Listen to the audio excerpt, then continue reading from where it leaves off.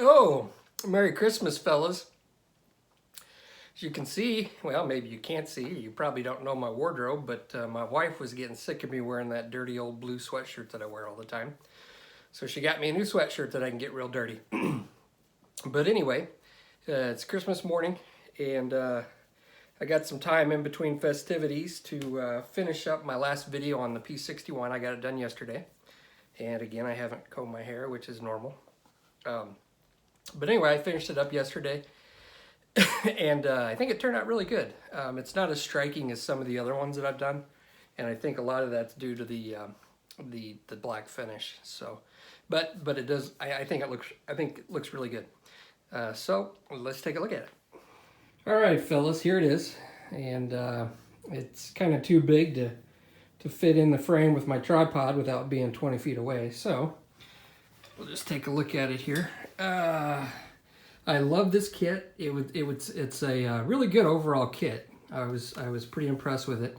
I mean, there were a couple little things, but they were just minor.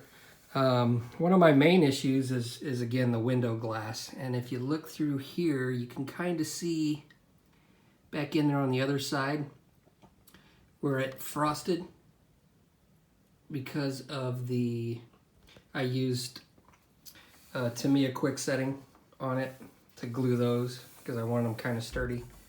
From the outside, it's not real bad, but you know, it's not the neatest finish for windows that I'm accustomed to, because I had to glue those pieces in, because I had to glue these top two panels and then all these little bitty, these two little panels here and two little panels back here. And that was kind of a headache. But I guess if you wanted to leave the windows open, that would be an option that you might like rather than one that I didn't like.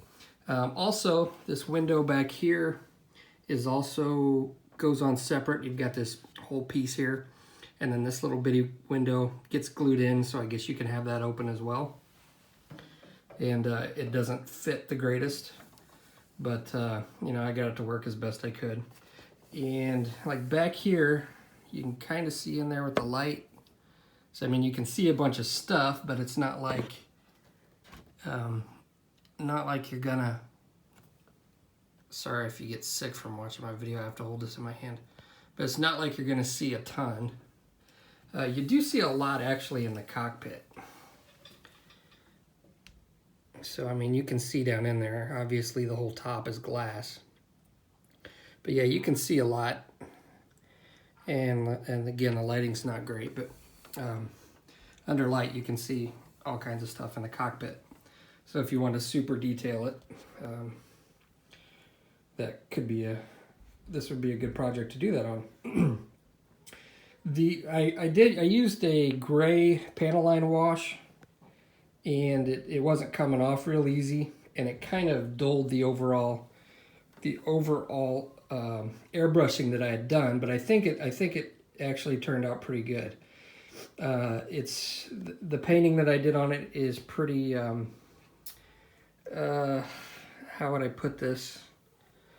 It's not in your face, but it's there. And to be honest with you, the plane looks different from this distance than when you come in like this. You can really see the differences in the shading that I did.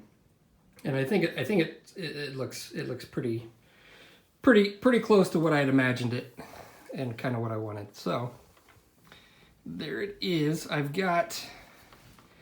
It's all together except for I've got two little antennae that go on either side, but those were fragile, and because I will probably sell this, I didn't want to put them in yet because those actually need to be glued. This little antenna here is on a post. I pinned it so you can just stick it in. So we can get to focus. No, it's not going to focus. But that's on a pin. The propellers come off, and I'm not going to try to take them off with one hand because I'll end up breaking it. But I did paint up the engine pretty well, but you can't see a whole lot of it when the propellers are on. And that's one of the reasons I didn't paint the back of the engines, just because you're not going to see it. That's all you're going to see, and you're just wasting your time. And just and I didn't put any of that stuff in the back of the engine either, because you can't see that either. But yeah, and not a whole lot of decals. The Lady in the Dark decal, that those aftermarket ones, I think they were super scale. Those went on really well, and they snug down quite nicely. I did cut it along this seam line and a couple others just to make it sink down a little better, but I used some micro sol on it, and then I used a little bit of Solvaset and some Tamiya Mark Fit Strong on it, and none of them really had that much of an effect, but after it dried they all sunk down, so I can't tell you which one was better. But that is it. Take a look at the bottom. And I've got the pylons on there. You can see they're magnets, and the fuel tanks, they pop off with magnets. So overall, good kit.